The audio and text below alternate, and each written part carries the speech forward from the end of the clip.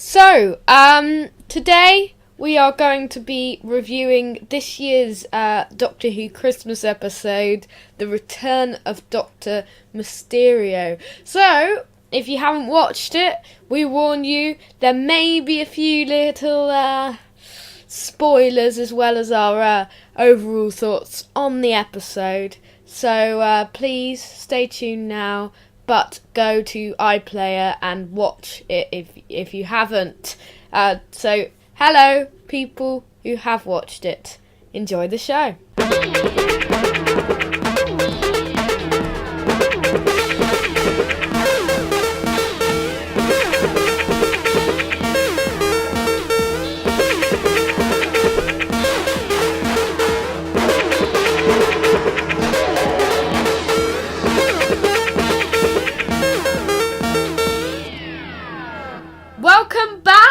Welcome back to Doctor Who Time and Space. We've been away for a long time, but we're back. I'm Dr. Cool. And I'm Lewis Moon. Now, we've been away on a festive break. Yeah, a whole... 10 days. 10 days? 10 days. 10 days. So usually, you can't get away from us for more than 7 days, but this week you've had an extra couple, handful of days off. So yeah, because of Christmas Eve, we didn't do a podcast. So we thought on this lovely holiday Tuesday we'd do the podcast, and we've got a good show lined up. We hope you all had a very good Christmas. We did indeed. We had very good Christmases, I believe. We did, yep. And what will we be celebrating this post-Christmas podcast with? Yes. Well, it's that sticky time before, just after Christmas, and just before New Year, which means it's a good day for us, because it's episode 191, where we will be taking a review of this year's Christmas special, The Return of Doctor Mysterio. The first review for exactly a year, because we did the review of Husbands of River Song on the 27th. Did we? Really? Wow, Yes. sir. We will also, for the final time in 2016, be pressing the magic randomizer. Wow. Technically. Yeah. Yeah. We have an exciting trailer breakdown where we take an in-depth look at the teaser trailer, which was at the end of the Christmas special for season 10. We'll be looking at the latest news and views from the Whoniverse, if there is anything in this busy week. There is. And we have a 3-minute rant, which is 6 minutes. Okay. Probably, with a bit of explanation, so probably about 7.5 minutes, really, yeah. I was thinking, I said that it's the last randomizer 2016, because that's not entirely true, is it? It's the last randomizer we will watch.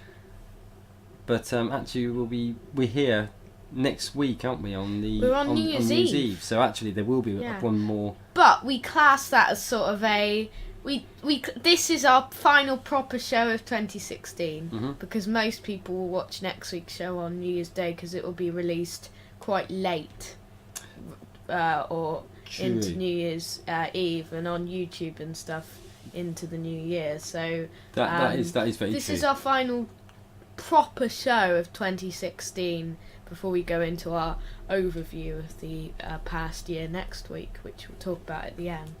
Okay, so thinking about this week's show then, the Return of Doctor Mysterio. Yes. Where do we start? Should we start with the little synopsis? Yeah, give us a synopsis. So, this Christmas sees the Doctor join forces with a masked superhero for an epic New York adventure. With brain-swapping aliens poised to attack, the Doctor and Nardole link up with an investigative reporter and a mysterious figure known only as the Ghost. Can the Doctor save Manhattan? And what will be revealed when we see behind the mask? Oh. Should I share my thoughts on the episode? Yeah, do you want to go first? I didn't think I was going to like this one. No. But I did. I liked it. There you are. We'll see you next week. I mean, it's not the best episode of Whoever, and whilst I was watching it, I was thinking people aren't going to like this. But me particularly, I think it's not as good as some of the Christmas specials we've had over the last few years. Because, as you may know, we have an overall ranking, both of us, for all of the Christmas specials, which we'll reveal later on in the show. But, as you guys may know, I loved last year's special, The Husbands of River Song. It was so entertaining. This year's was also very entertaining, with the relationship between the ghost, Grant, and Lucy, as the love triangle with two people, which, you know, was meant to be like the Superman thing with Lois Lane. I think there were some good characters in here, some good villains. We'll talk more about both of those later on. But as an episode overall, it's sort of in the middle of all the episodes of Doctor Who, probably. I mean, it's not one that necessarily would be heavily entertaining if it wasn't Christmas Day or around the Christmas period. I will give this one a rewatch when we come round to for next Christmas. But you know, it's a middly one. It's better than most Christmas specials, but there are a few which are better for me. See, the funny thing is, it's probably one of my favourite Christmas specials. Yeah. I really loved the superhero theme. I was a big fan of those sort of older superhero outings that we had in the past. Obviously this is very much influenced by the old Superman stories. I really liked that. I really liked the light-hearted feel on it. I was thinking as I was watching it that this is the sort. I'm not sort of somebody that can sit and watch episodes over again. But I thought actually when people ask the question about a Doctor Who episode to watch on a rainy day, I think maybe you couldn't watch it on a rainy day, but on a snowy day, I think you certainly could. And I think it's a very rewatchable episode. Well, it was said online that it's one of the most rewatchable episodes of Doctor Who. And I would completely agree with that. I mean, Yes. I haven't rewatched it, so I'm Neither have I. But I don't rewatch episodes until at least a couple of weeks afterwards. Yeah, but I do think there were certain things about it that I just thought were great. And shall I run through what those were? Okay. Yeah. Firstly, I was pleasantly surprised with Nardole. Me too. We'll talk about him later on. Okay. I thought the Doctor was brilliant. I mean, Capaldi's always great. Yeah, but he shows a light-hearted sort He of did, side. and he did it so well. I mean, there were lines in it that I was really laughing at a lot. I loved that bit near the beginning when the reporters sort of investigating the brains in the jars. Yeah. And she suddenly realises there's somebody else spying as well, and it's the Doctor, and he sort of says, "Yes, I'm investigating too, and I bought snacks." Yeah. Or something like that, which I thought was a really, really funny line. There's also a really great line when they were talking about why he'd gone to one of the other places that the bad guys had sort of infiltrated, and it was one in Tokyo, I think, and somebody asked about why it was so empty. It's probably Nardole, and he said that he put a load of Pokemon down there or something like that, which I thought was really funny. And there was loads of really little jokes like that all the way through. I thought the whole thing. What am I trying to say? The play on the superhero stuff was really, really brilliant. They took basically the Clark Kent and Lois Lane story and did it in a fresh and entertaining way. And I loved the whole idea of Grant being the nanny, looking after the baby and stuff like that. And and I really liked the whole reveal of when she sort of gradually realised that actually what she wanted in her life was the sort of stable relationship that he would provide. Yes. and I thought we'll probably talk about the monsters in a minute, but I thought they were brilliant, the monsters. And all in all, it was just really, really enjoyable. It was an enjoyable episode. I mean, this one was actually the first ever Doctor Who new episode that I've watched on Christmas Day. I usually have to watch it on Boxing Day, but this is great because it's the first time I've watched an episode on Christmas Day, and I mean I've been a fan since 2010. Yeah. So I've had the chance to watch 6 Christmas specials, which I missed, I think. Yeah. So. Well, so the other thing, the intro was brilliant. It was quite a long intro. It was wasn't quite it? a long intro, but, yeah. But it was really good. I loved how Grant got his superpowers. I know, it was a very clever twist. Yeah, no, that was really funny. And the medicine. And I loved the opening sequence where the Doctor was reading. This was one of the other bits that really made me laugh. Was when the Doctor was reading the comic, and it dawns on him that Clark Kent and Superman are one and the same, and he's actually drawn a pair of glasses on Superman to actually demonstrate. And that was great because it sort of led into what was going to happen exactly later on in the episode. And I think you sort of commented on it when we were talking before the show. There's the great line there about when he says everybody knows that they're the same, and he says Lois Lane doesn't, and she's a reporter. Yeah. Or something like that. I love that bit. Yeah. No, I thoroughly enjoyed this. Okay. Thoroughly enjoyed it. The interesting thing, and we'll come on to the other bits we're going to talk about in a minute, but the interesting thing was, it seemed very mixed in terms of how it was received, I would say. It did, yes. There were quite a few people who didn't like it. Mm-hmm. The newspapers, as always, had some very positive comments. They were very positive. I mean, I had a quick skim through things like The Guardian, Express, The Independent online, and they all had really rated it really highly. One of them said it was the best Christmas episode that they'd done. Well, later on, when we get to the news, I'm going to run down public opinions on Return of Doctor Mysterio. Oh, that's handy. Okay, I won't dwell any longer on that then. But you've also got your poll that you did. I don't know at what point you want to mention what the results time from should that. It might be worth doing that now. Let me get it up. Yeah. It might take me a while. Mm-hmm. Whilst you're doing that, then, whilst you're loading it up, then I started to talk about it earlier on, and you quickly shut me down in flames because you intended to mention it later. Okay, I've got the poll results. Can I quickly? You shut me down in flames again. Yeah. Go on then. Okay, so 19% said it was brilliant. 19% said it was good. 33% said it was alright, which most people think it's alright. But 29% think it was terrible. Yeah. So that's quite a lot of people who.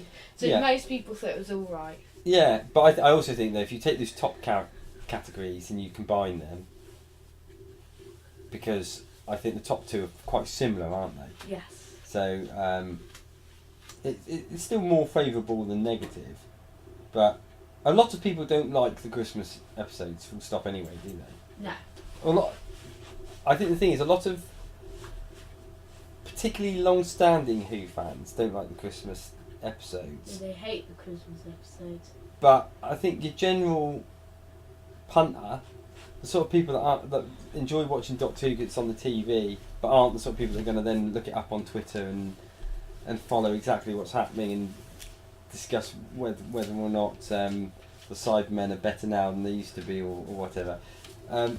Most of the people that watch Doctor Who on Christmas Day, or a big chunk of them, aren't going to be those people. They're just going to be people that are sat there eating their mince pies and watching it. And those people, I would imagine, will have found this one of the better Christmas episodes. Because you didn't have to be a Doctor Who fan to have enjoyed this. No, this episode. it was quite a good episode to start at. Mm. Did you want to talk about characters? Yeah. Naldo, was that who? That's what I was just about to go on about. Yeah. But I shot you down twice. Sorry. Would you like to shoot me down again? Yeah. So I've got the. You shut me down again. It's a joke. We both had a lot of concerns when, first of all, we learned that Nardole was going to be returning in this Christmas story, and then even more so when we found out he was going to be a regular on the on series 10. And I watched Husbands of River Song again on Christmas Day, and I thought, oh no. Oh no. Oh no. I don't know what it was about Nardole in Husbands of River Song, but I just found him really, really irritating. Yeah, he was. But in The Return of Doctor Mysterio, I thought he was brilliant. He was one of my favourite things about it. I thought the comic timing was great. Yeah, when he first appears. Yeah. It's great. Yeah. I just think full stop. He wouldn't be doing that much. Then he'd just pop up and say one thing, which just always added a real light tone to everything. And then he's in that costume, like the Roman robes. Yes, that bit was great, wasn't it? Yeah. Yeah. He ruled successfully for however many years. Yeah, no, that was really good. And on this evidence, I'm thinking, I quite like the idea of him being in the next series. However, we've got Bill.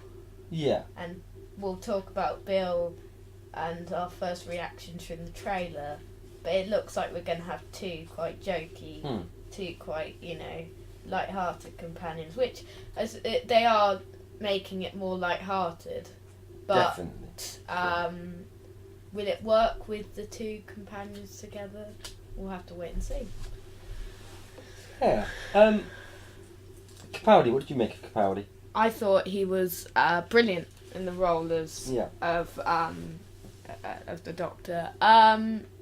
He does do very well in both acting in a dark way, which he did in Series 8 and in Series 9, and in a light way, which he did in his Christmas specials and I guess Series 10. Yeah. And I think, what does he do better, I wonder? Because, I mean, most people prefer the lighter Doctors, the majority of people. Yeah. Not necessarily fans, but like people full stop. Yeah. And it's he works really well as a lighter Doctor. I think he was brilliant in this one. I think the interesting thing, and sorry, I'm sort of moving away a little bit from the review of the Christmas one, just to talk more generally about Peter Capaldi's.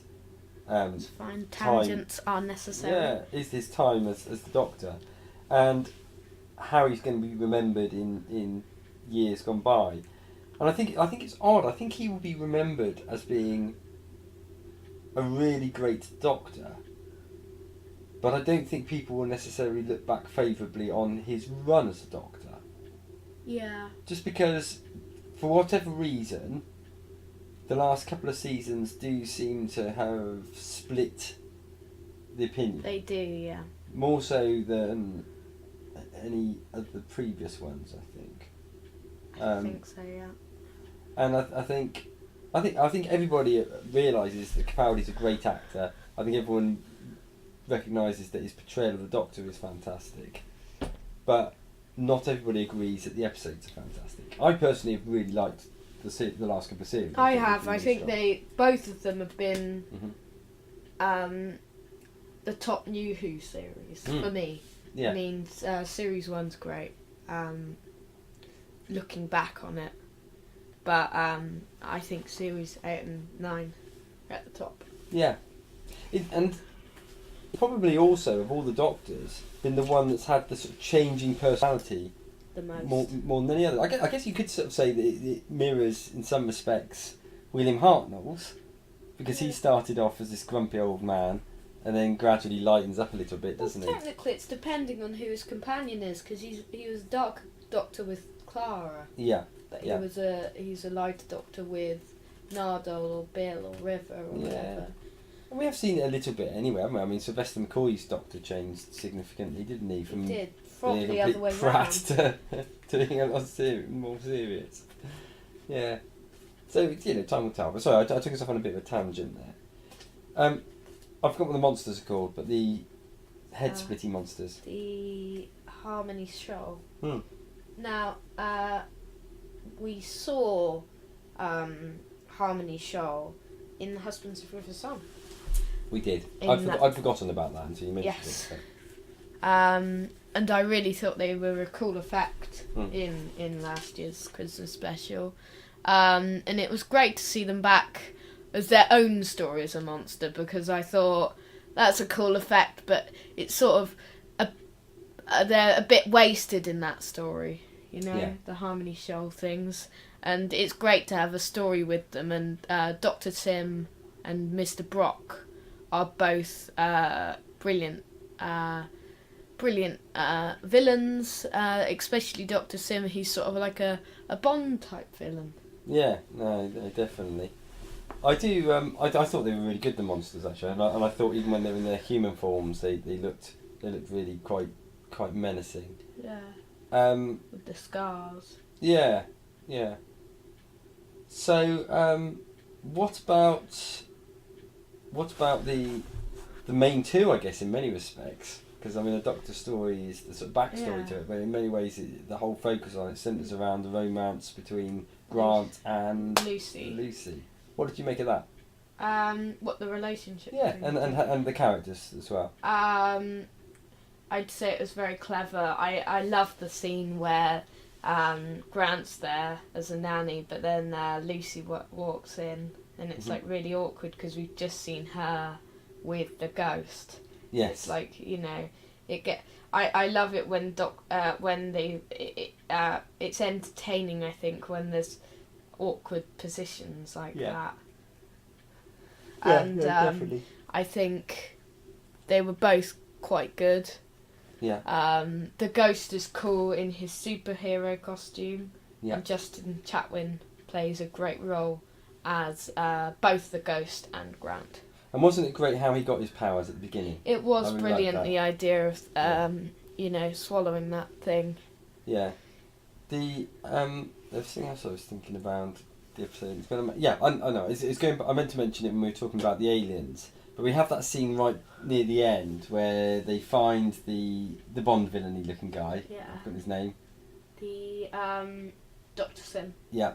They find him and his body is there, but no one's at home. Yes. And the brain's gone, and then you see a unit soldier with that sort of split face look.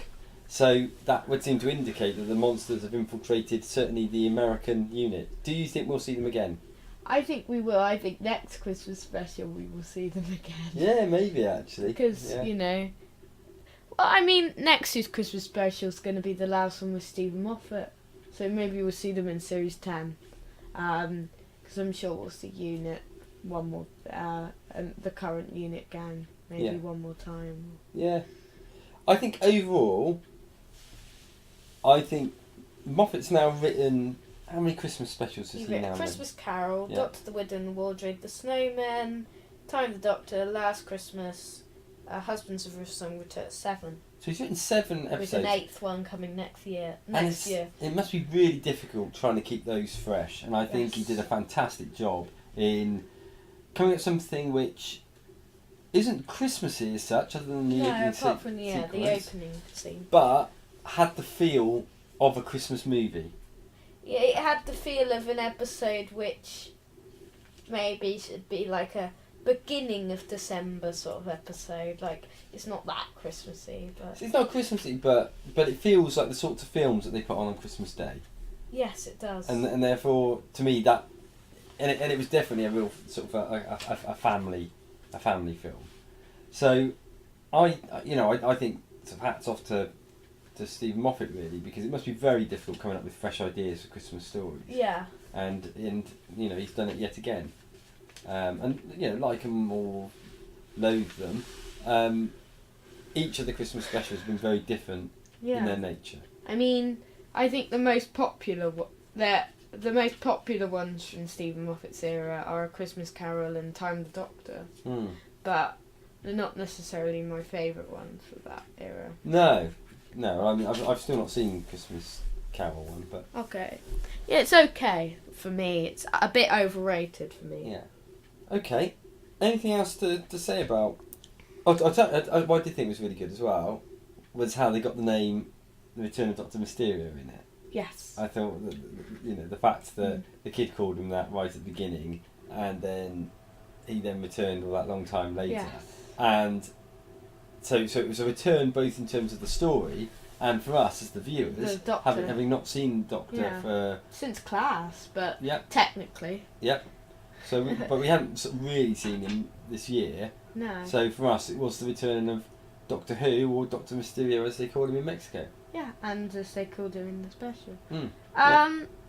So, also, I loved one of my favourite things about the episode, did we not mention it, were the references to the Husbands of River Song. In like getting the 24 years thing in from the end of the episode, and he's very sad. You can tell. Yes. That he's very sad. Yeah. After the death of after the death of River Song, and there are some great references in here, and it is one of my favourite bits from the episode. Yeah.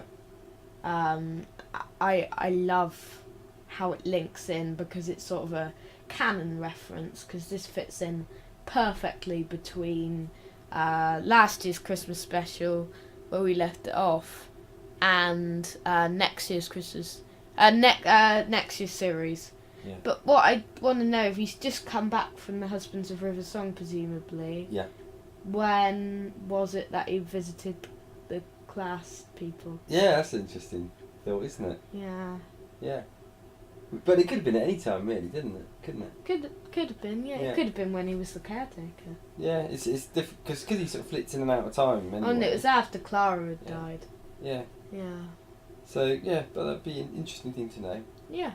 So anything else to add on the episode? I just really enjoyed it. Do you know, I could quite happily sit and watch it again now. Me too. I could watch it.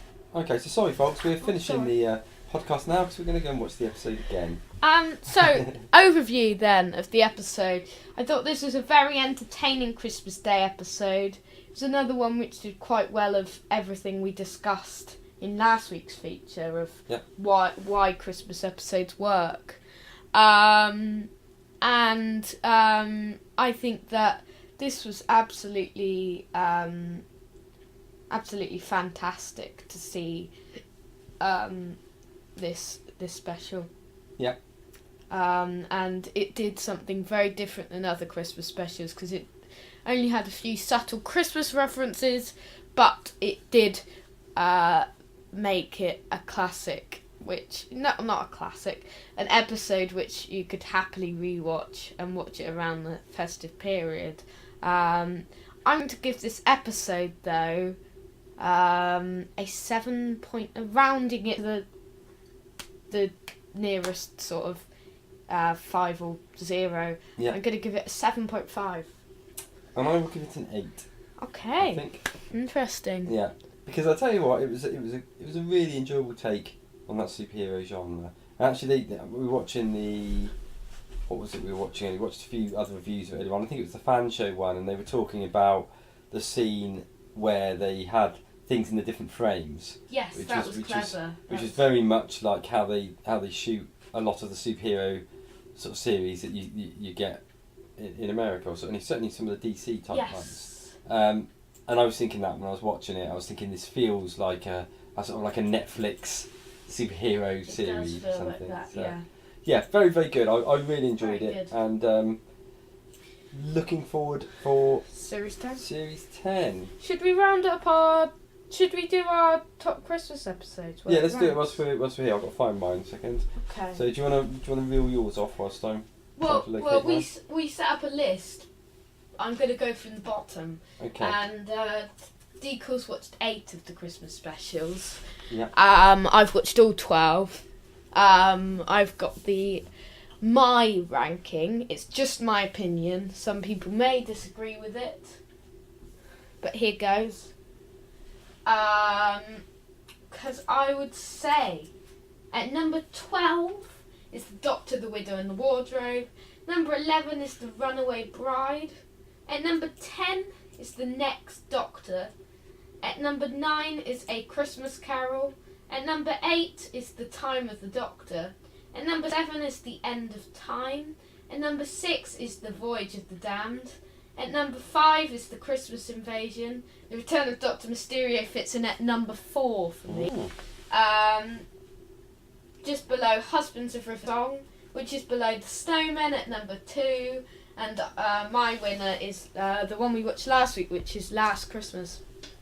Okay, excellent. Do you have your list? I do, but I can't find it on my phone, so I'm going to have to load it on here. So just split the screen with our recording stuff going on it and find it in here.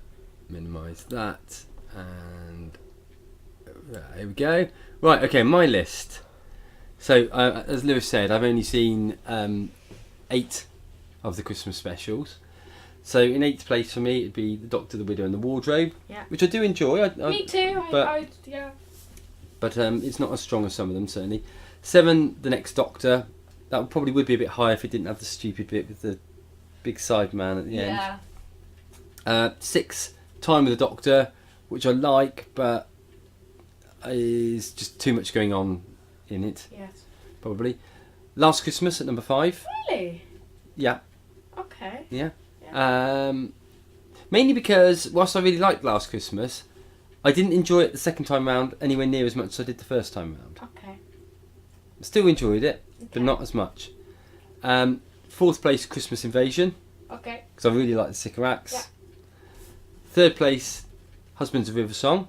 Yes. Really enjoyable Christmas romp. Yes. Number 2, Return of Doctor Mysterio. Really love the superhero theme. Be interesting to see in a year's time whether I still think it's as high as that. Oh yeah, me too. I'm going to see. I mean, next year we'll have the final Stephen Moffat episode. I've got the list here. I might keep mine here, just ready for next year, so I can see if I change it or not. Yeah, because sometimes it will change. I mean, I don't know. It might just be that I really enjoyed it because it was Christmas and stuff. It might be that I've rated it higher than I should have done. I'll be watching Return of Doctor Mysterio again next year. We'll reveal when it's coming out on DVD and Blu-ray later on in the show. Yeah. And then finally, my number 1 is The Snowman. Interesting. Okay.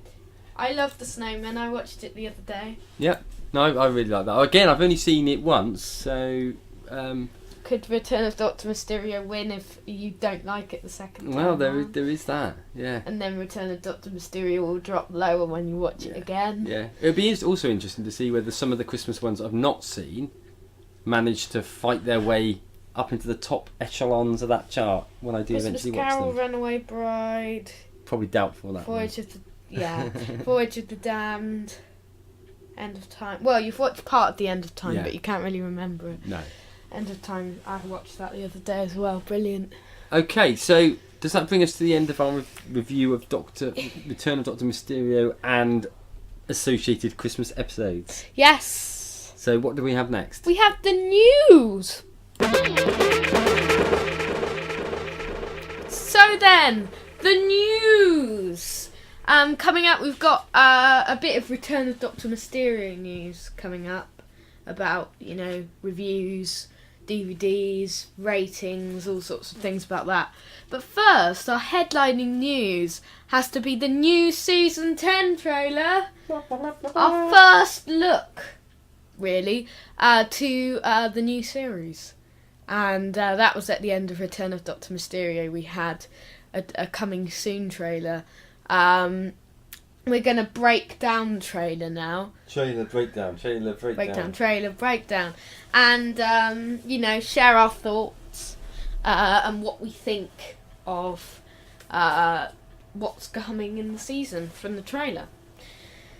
So then, the opening line of the trailer is, "I'm Bill and I serve chips."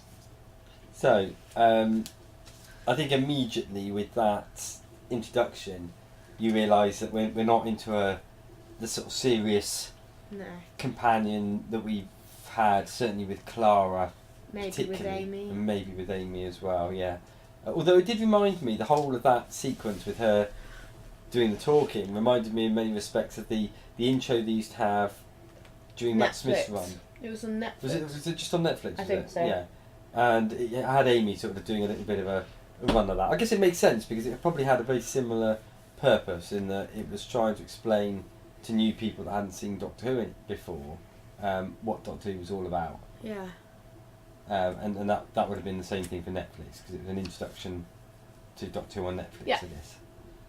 Okay. So, next up, Bill calls the Doctor Dr. What? What? Dr. What? Because she doesn't know what his name is, probably. Yeah. I guess it's like he says the Doctor and she says, Dr. What? Or something. Yeah. Yeah, instead of Doctor Who. They should And then, change the name. do you think so? No. No. And then what We'd happens have to from that change point? our name, Doctor What? Time and space, yeah. Sorry? Oh, yeah, Bill goes, and now we go everywhere. Yeah. And at that sort of stage, if I remember rightly, we then sort of get into like all the real proper clips of, yes. of bits of action. Yeah. We get what they filmed so far. We get a few explosions to start off, and Bill starts to ask lots of questions like, what's a Dalek? Can I use the toilet? Yeah. Stuff like that. So, at that stage then, can I ask you what your initial thoughts of Bill are? What sort of companion do you think we're going to be getting with Bill? She's going to be a more real companion, as we predicted when we first heard about Bill. Yeah. Unlike Clara, she's going to be more down to earth. She's going to obviously be asking the questions, and she's doing. They've done that for new viewers. Yeah. So people who are new to the show will think, she is like, she is very relatable because she'll be asking the questions that new viewers would be asking. Yeah. Or maybe some of old. Because the thing is, I think when a show is off air for a long period of time, it can be make or break, really. Yes. Because it gives you the perfect opportunity to completely freshen everything up, and I think that's what their attempt is here. Equally, though, people can lose interest, and it's whether it's whether or not you can bring people back. You know. Yeah, it's very hard, as you said this morning to me. It's very hard to give interest to the show because there's always going to be those classic Who fans who have interest in the darker things, and those new fans who have interest in the lighter, funnier things.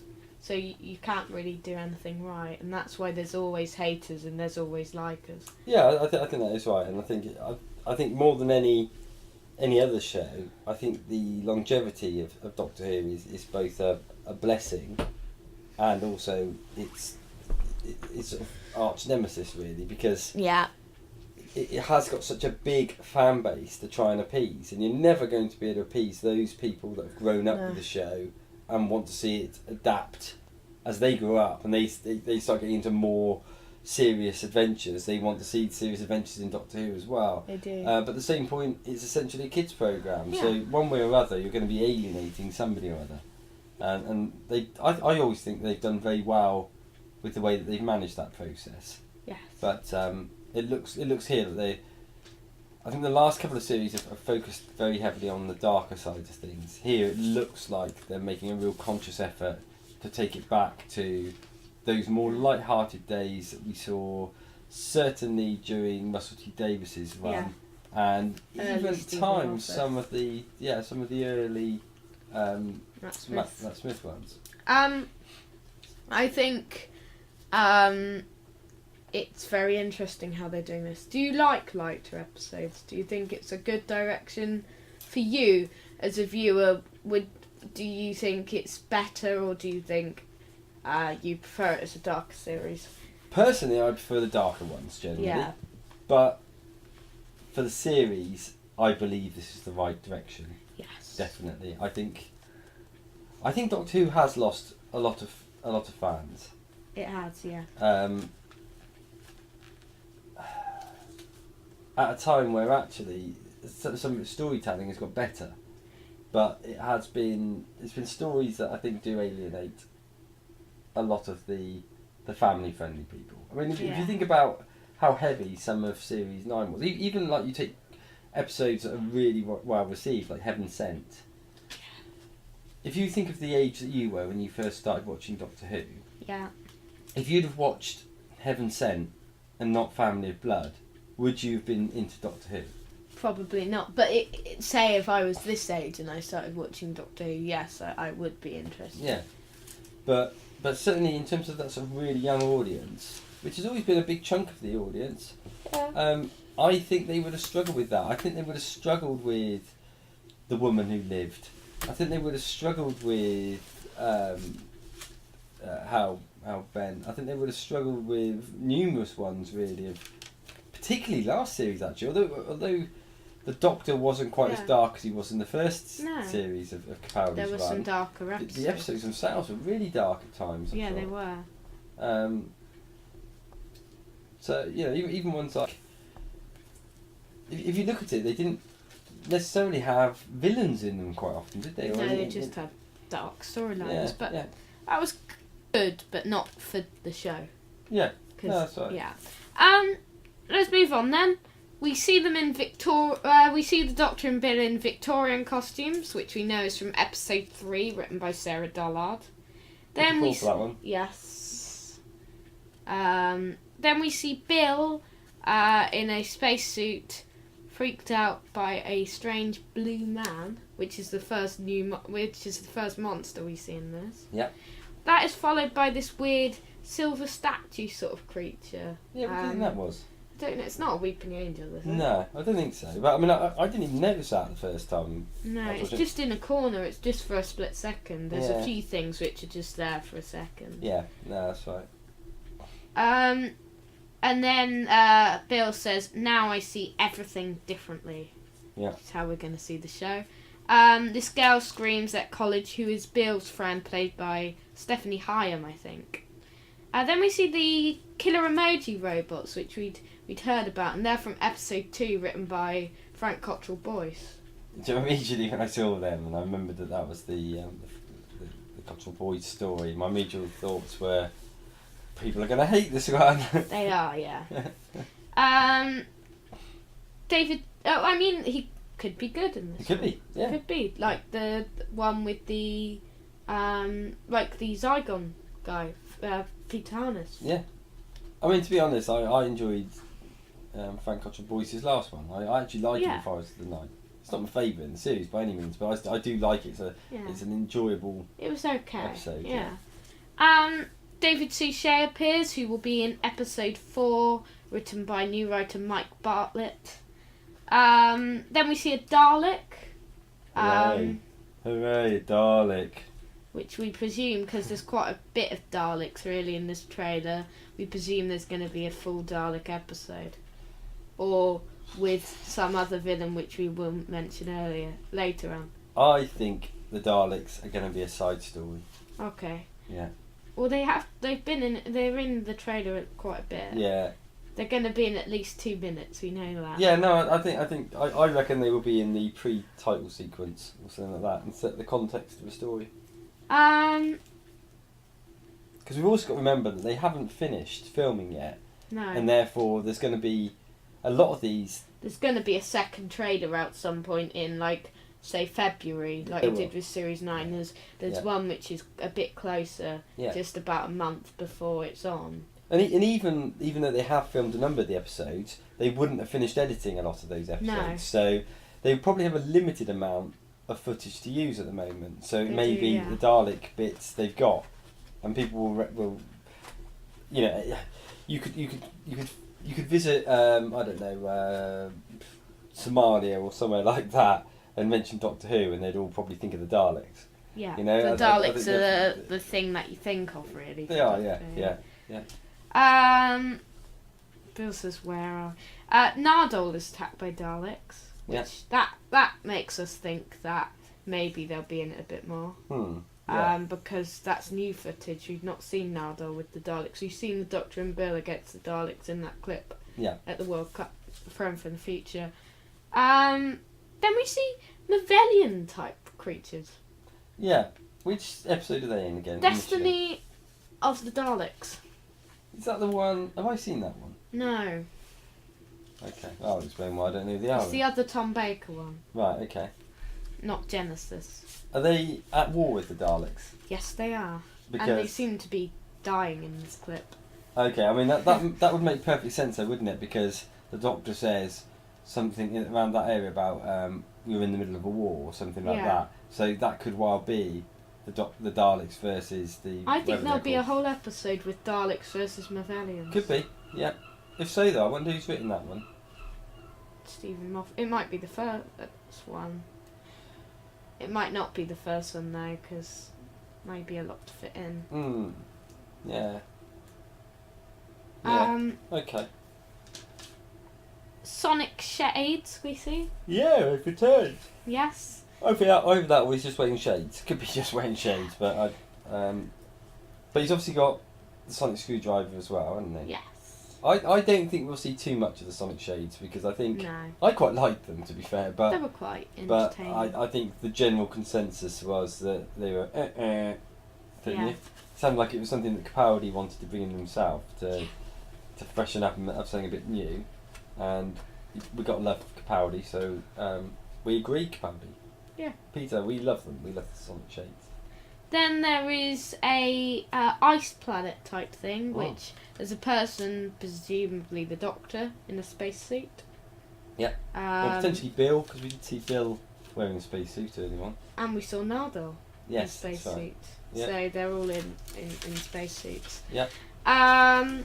Then we see the Doctor punching someone in a blue uniform. Who could that be? Who could that be? Then we see some sort of water spurt, Yeah. which comes out, which is a split-second clip. And then it pops up with a message saying, "See the universe anew," which shows their attempts to make a new sort of run to Doctor Who. And there's definitely numerous hints of that during the trailer, isn't there? There was the line that Bill said earlier on. I've forgotten what it was now, about something about seeing everything with new eyes or something like that. Now I see everything differently. Yeah, no, that's right. And I think that was a play on words of what they're hoping the viewer experience will be. Yes. So then there's a great line at the end, which they always do a little line at the end. Yeah. And then someone says, "Are you out of your mind?" And then the Doctor says, "Yes, completely, but that's not a recent thing." Yeah, I love that line. That's such a Capaldi line. Yes. He's becoming quite cuddly and lovable, Capaldi, actually, isn't he? He is. I wouldn't mind a little cuddly Capaldi to sit on my bed. Oh, that would be quite cute. Yeah, You with his can little guitar. Maybe you press his stomach and he'll play a couple of lines of the Doctor Who theme on his electric guitar. Or With an something. accessory version of Mr. Huffle. Yes. Oh, we forgot to mention Mr. Huffle, didn't we, in the review? Mr. Huffle stole the show for me. Mr. Huffle was the best Yeah, bit he about was, the yeah. show. Yeah. Yeah.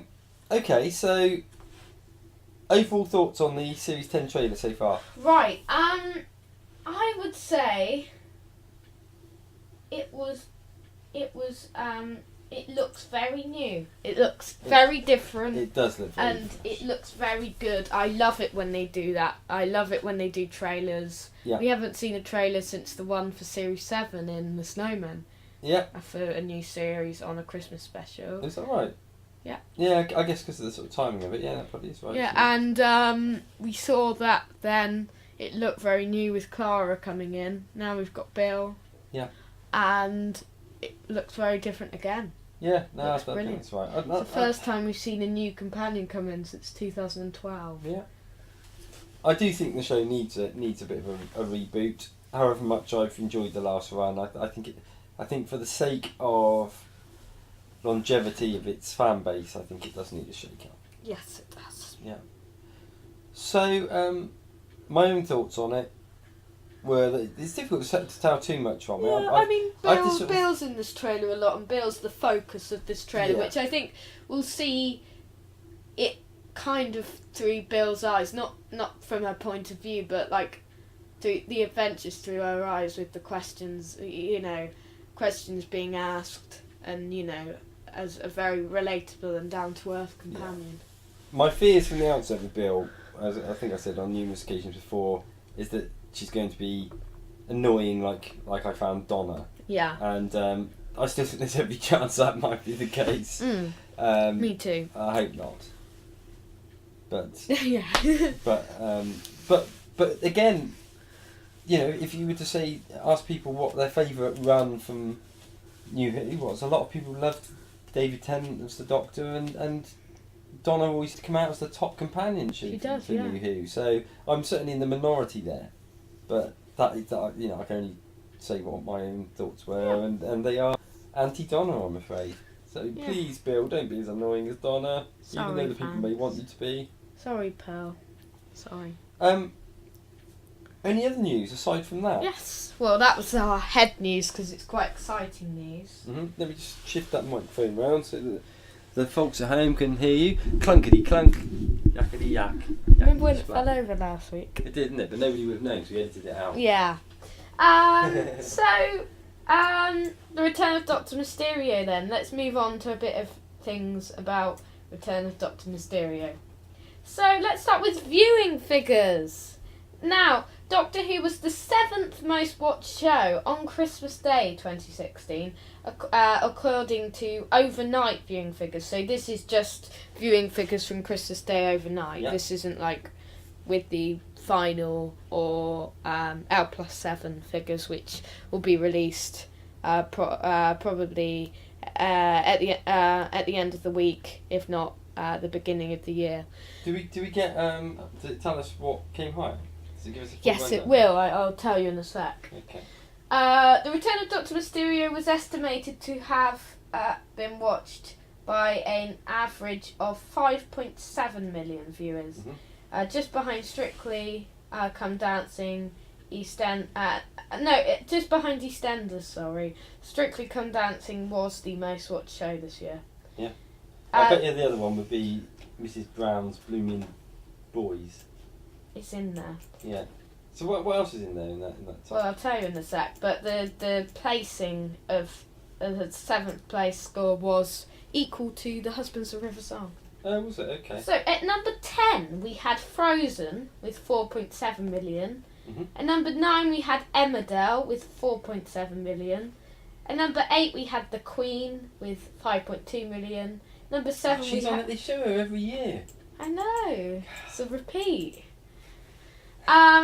Doctor Who got a 5.7 million at number 7. At number 6, EastEnders with 5.9 million. Call the Midwife at number 5 with 6.1 million. 4, Coronation Street, 6.1 million. 3, Mrs. Brown's Boys, 6.1 million. 2, The Great British Bake Off with 6.3 million, which I don't see anything wrong with that because that's a good show. And 1, Strictly Come Dancing, which I hate, with 7.2.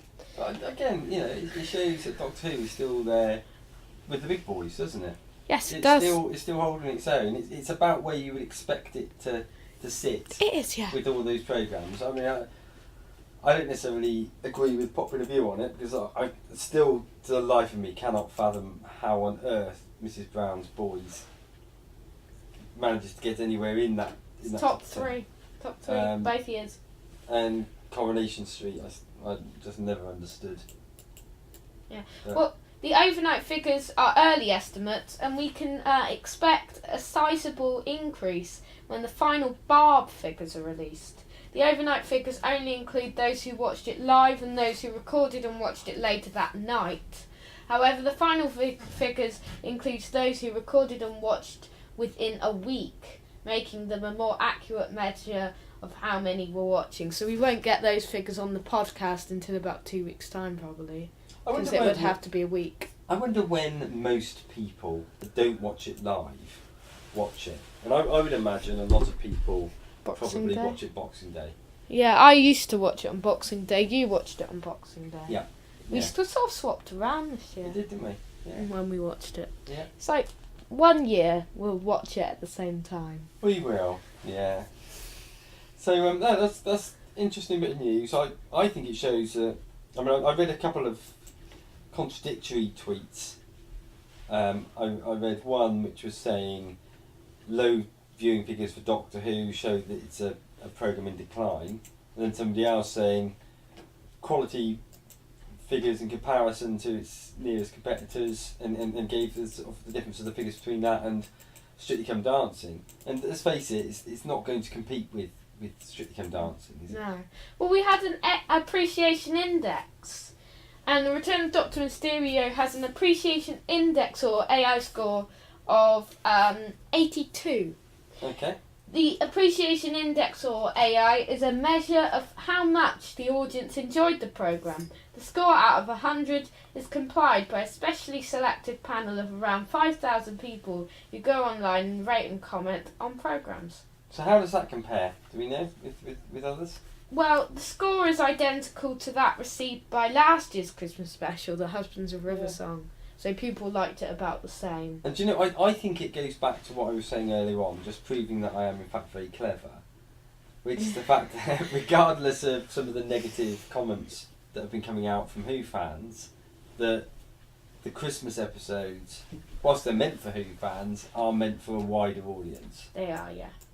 And that the wider audience will perhaps appreciate it more. I'm sure that the majority of casual television viewers will have enjoyed The Return of Doctor Mysterio more than any story in the last series. Yes, probably. Also, the highest score of the evening once more went to Call the Midwife on BBC One, which had an AI of 88. Okay. So 6 higher than Doctor Who. Yeah. What did Mrs. Brown's Boys We get? don't know. We may get an overall scoreboard for next week. Yeah. I lose faith in you, human race. Yeah. Do we have any further news? Well, we have some press reactions to Return of Doctor Mysterio. Okay, that'd be interesting. The press reaction to Return of Doctor Mysterio is overwhelmingly positive, with most reviewers enjoying the first new Doctor Who to hit screens this year, and the only one.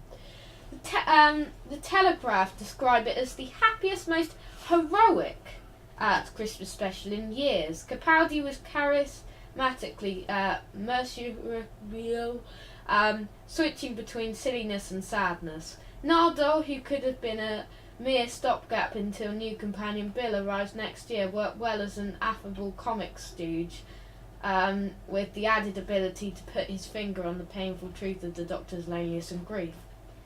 Praise for the actors was also abundant in Radio Times, who called the episode a beautifully packaged hour of uplifting escapism. The scenes between the Doctor and 8-year-old Grant are delightful, allowing Capaldi to work some grandfatherly charm and tottering eccentricity. Canadian actor Justin Chatwin looks great as both the nanny and rippling ghost, whilst Britain's Charity Wakefield is lovely as his Lewis Lane alike. A charming and funny festive special is how the Digital Spy heralds the story with much praise from the script by showrunner Stephen Moffat. It's one of the most richly comic episodes in recent memory, employing witty wordplay, great sight gags, and even a joke about Pokemon Go.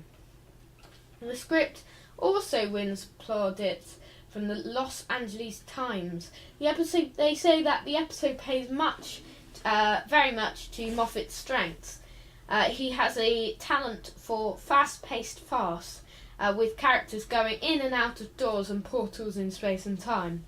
The episode's central engine, the difficulties of managing a secret identity, is a classic situation and comedy situation, and for the crafting banter of both the light and glancing kind, of the kind that imitates deeper thoughts below. I'll read one more. The Guardian appreciated the move away from the traditional, overly Christmas type of episode. There are only scant functional references to Christmas in The Return of Doctor Mysterio. Rather, it channels the classic 3:10 p.m. movie of yore, specifically the Richard Donner, Christopher Reeve Superman films, and for that it ranks in my personal top 5 of Christmas Doctor Who's. Ranks in mine as well. Yeah.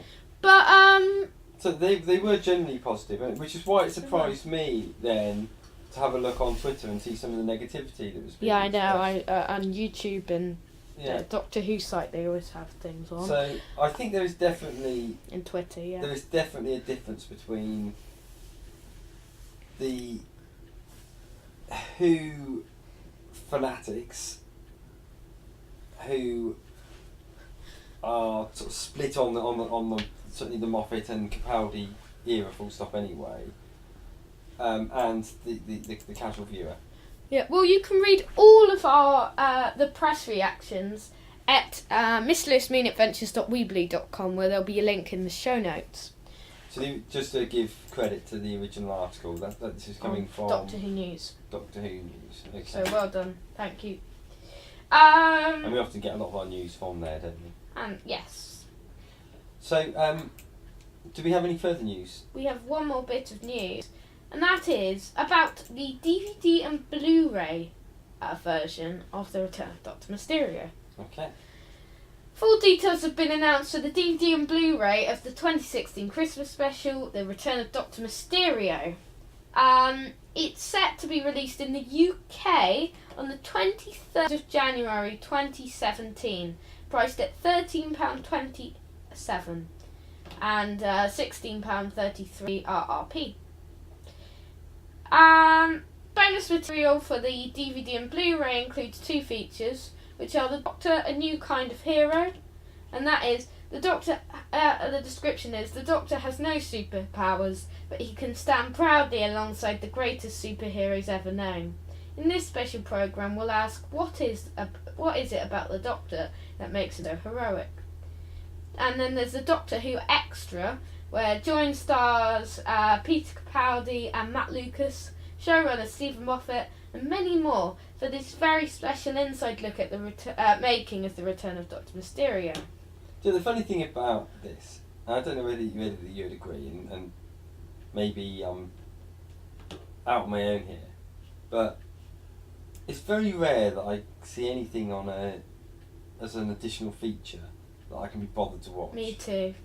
I mean, you get the occasional. I like it when you get things where they have like the older films with the then and now type. Yeah. You get a lot on the spaghetti westerns that I like, where they'll show you the footage of places that were filmed, and they'll show you what the places look like now. And I love all those sorts of bonus features. But all that gumph about how this was made, how this was done, and that other bit you mentioned about the new kind of hero, I just couldn't be bothered to watch that. Me neither. But I might, maybe it's just us. But I don't know. What would you like to see as a bonus feature on the DVD? Think the behind the scenes thing would be happily reduce the price and just put one, which is the behind the scenes one. Yeah. Maybe put the season 10 trailer on there or something. Yeah. Keep it subtle, Yeah.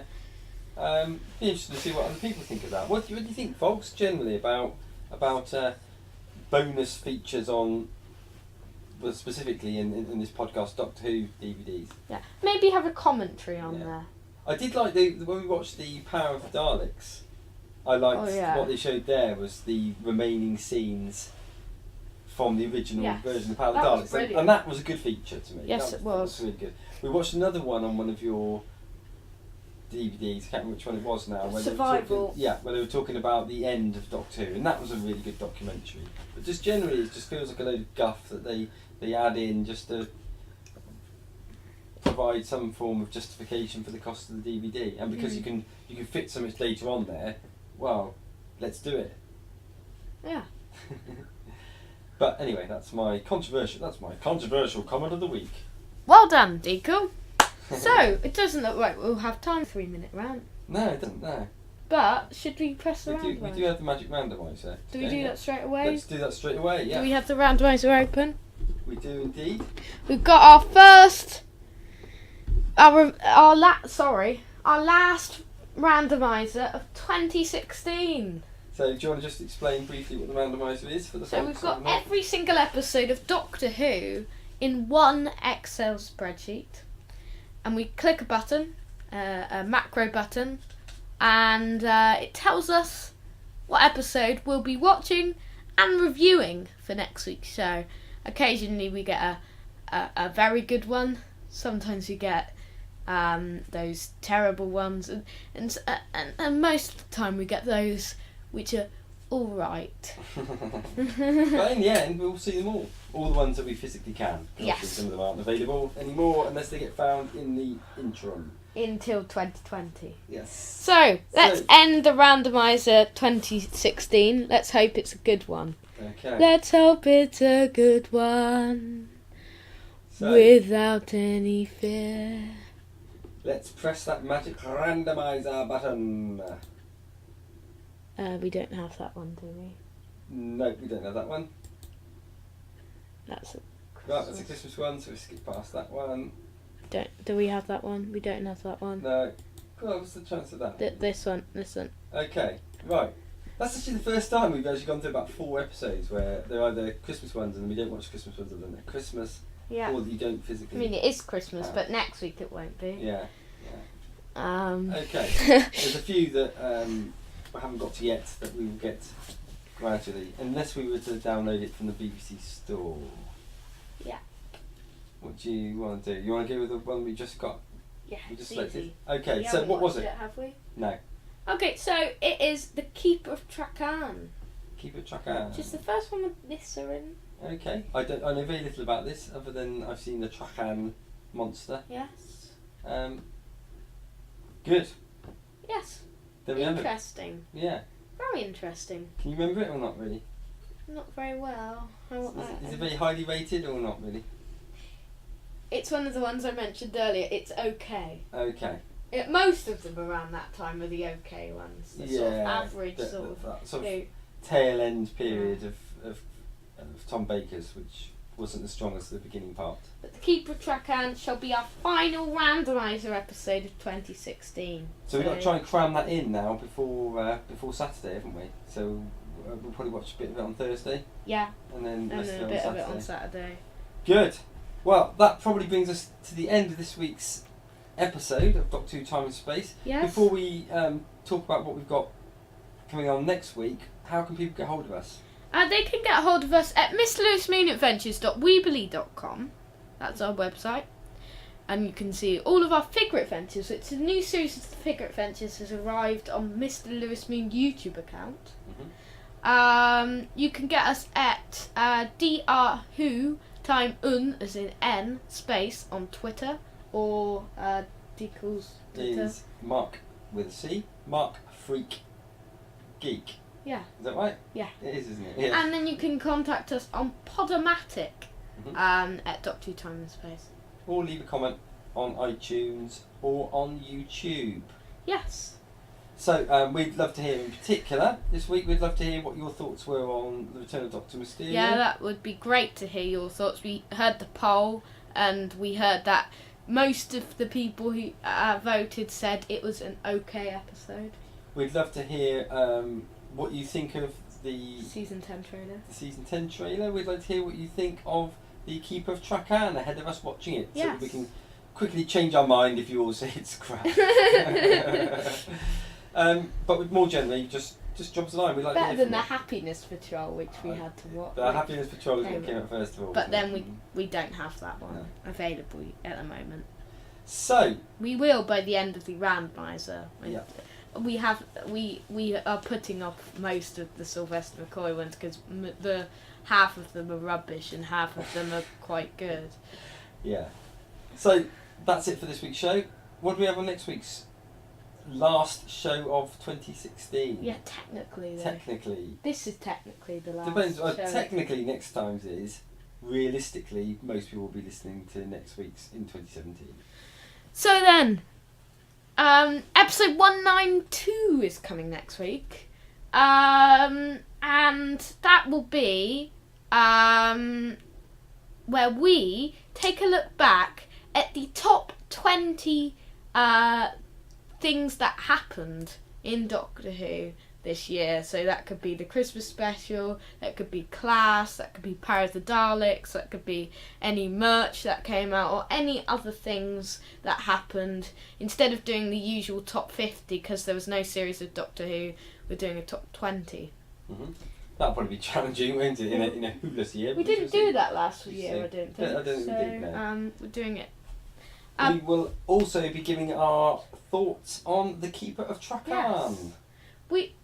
We will also be, you know that's a Tom Baker one, don't you? Yes. Yeah. We will be looking forward as well to 2017. We'll be pressing the magic randomizer. By the way, time I just wanted in to, 2017. I wanted to say about the 2017 stuff. It'll be the new year. We'll be chatting about our New Year's resolutions. Ooh, interesting. And we said randomizer. If we have time, we'll cram in a 3-minute. No. Latest news. We may not have time for 3-minute rant. Yeah. Depending. Probably not. Probably not, because it's going to be another hectic show. This week's show I didn't expect to be that busy because we didn't have a game show or we didn't have a feature or anything. But we've had 2 items in the show this week. We've had 2 items. We've only had 2 items and it's lasted us over an hour. Because we've had loads of stuff in those 2 items. They're big items. They're big. They're big, massive. man. They're big. They take up the space of 4 items. They do indeed. Anyway, thank you very much for listening. I've been Dr. Cool. I've been Lewis Moon. Now, we hope you've had a very good Christmas. Do you hope they have had a very good Christmas? I do hope they've had a good Christmas as well. Yeah, we wished you a Merry Christmas last week. We hoped you had a good festive period, and we hope you had enjoyed The Return of Doctor Mysterio. If you'd watched it, if you hadn't, if you've got this point in the show, there's no point watching it because you've spoiled it all. Also, we just want to say Happy New Year, but we'll technically say that all next week. There's a lot of technically to this show. I hope you had a very Merry Christmas and a Happy New Year. We will see you all next time. At the same time. Same space. Titty bye. Sorry.